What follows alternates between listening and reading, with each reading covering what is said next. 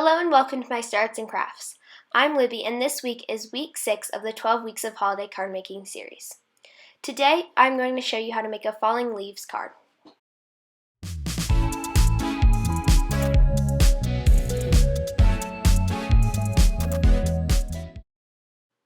To start, I've chosen some colors of Distress Oxide ink that were kind of fall-y. So I chose candied apple, carved pumpkin, and mustard seed. And I'm going to start with my blending brush. I'm going to start in the top left corner, and I'm going to blend with some of the candied apple ink. I'm going to make the candied apple ink darkest up in the corner, and then I will blend out into the white. I will then wash off my brush so that I don't contaminate the orange too much. And so I pick up the orange, and I'm going to start in the middle for this. It is going to be the darkest in the middle, and then I will blend up into the red, and I will blend down into the white, just the same as I had done with the candied apple. And after this, I will go in a little bit more, and I will clean up the blend and make sure that it's super smooth. But for this, I thought I'd keep it simple. So now I'm taking mustard seed and I'm going in from the other corner, the bottom right corner, and I'm going the darkest in the corner, and then I will blend up into the orange like I did before. And so now I'm going to open up Cricut Design Space on my laptop. I will scroll down to my projects and I will add a new one. I'm going to click upload on the left hand bar. I will click to choose an image. I'll upload one. I'm going to use this Leaves SVG one. This will be linked in the description box below if you are curious. It does say that it is not supported, but I find that it works fine, so I just clicked continue. I'm then going to click on this and I will click add to canvas, but I have already scaled it to size to save time, so I'm going to open up the project that I've already completed.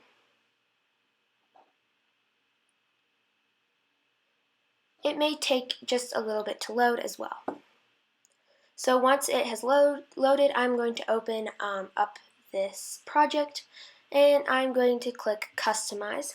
You can also click Make It if you've already completed it. I have scaled these to the right size. They were smaller than this before, so you just want to scale them to about, I just guessed, and I found that whatever size I chose worked really well. And then I'm going to take all of the solid colored leaves, the whole leaf, and I'm going to make those light gray to show that I'm going to use vellum for this. So I will click that. And then for the outlines of the leaves, I'm going to go up to the color and I'm going to change it to this yellow color to show that I'm going to cut it out of gold. Once I like it, I'm going to click Make It in the top right corner. And it will take a minute to load. I like how it is on the mats, and it works well for the size paper I'm going to use, which is 8.5 by 11. So I will click continue in the bottom right corner. Then it will take just a minute to load, but when it does, it will pop up, and you can use your dial to choose the kind of cardstock or the kind of material you want to use, and to get it started.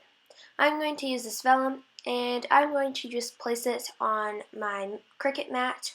I just like to put it in the corner, but whatever works,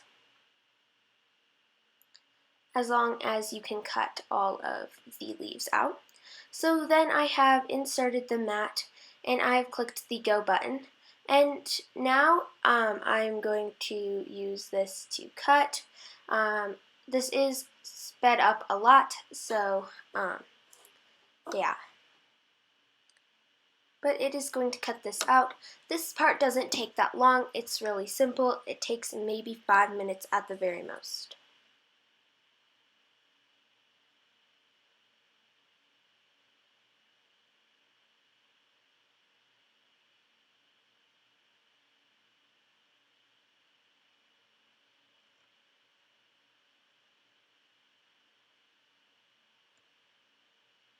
Once it is done, it will slide out, and then you can press the unload button. Once it is done, you can pull the paper away from the mat. and you can see all of your leaves. I think these turned out really cool in vellum. To undo this, I'm going to grab my tool. Sorry, I'm going to reach across to grab it. And then I am just going to carefully use the pick to get under the paper. And then I will lift it off of the mat really carefully because vellum is a little thinner, but I find that you still want to keep it with cardstock or cardstock plus to cut it out. I did try lighter and it did not work, so I suggest that you do, you say that it's thicker. So once I've taken them all off, I will then grab some metallic gold cardstock, and I'm going to place it in the same place I did for the vellum. I will just place it all the way in the corner so that it can get, so it will be able to cut all of the leaves. This part does take a little bit longer, and this part I do say takes closer to 15 minutes or more. It does take a long time, so you just have to be patient, but it's a good chance to do other things while you are working on it, like blending your cardstock from before. So now I'm going to take that same pick and I'm going to pull up all of these outlines. I am just going to leave the inside pieces of them on the thing, and I will take them off with a scraper later. But for now, I'm going to take my vellum leaves, and I'm going to also take the coordinating outline piece, and I'm just going to take some glue and I will put it on the bottom of the gold piece on the back, and then I will line it up with the vellum piece. For this card, I did let it kind of be off center. I thought this gave it a cool look, but in the other card I will show you at the end, I did do those directly on, and they line up with the other ones. So yeah, I'm just going to take little dots of glue so that little glue will show through on the vellum, because you can see through the vellum. When I'm done gluing all those together, I'm just going to line them up how I want. This did take a little while because I tried to get all of the leaves on there. I wanted to have a big variety of leaves. So once I've got those, I will just add little dots of glue behind the parts of the vellum or on the back of the vellum, but where the outline is, so that you don't see it on the other side. And then I will just glue all of those down. In my final card, you can see that there is some glue, but I think it is fine and it totally adds to the whole card.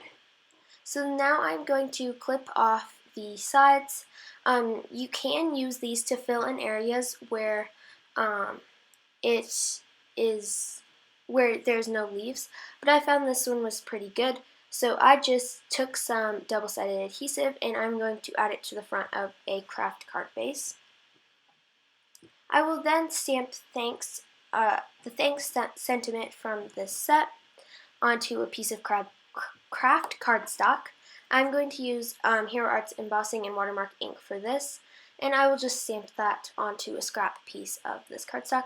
I'm going to heat emboss it in white. You could also use gold because that would look really well. Really good, but I decided to use white so that it would stand out. I'm going to add this with foam tape, so I will just put a little strip on the back, and I will peel off the backing paper, and I am going to place this here in just a minute. I had a lot of trouble with the tape.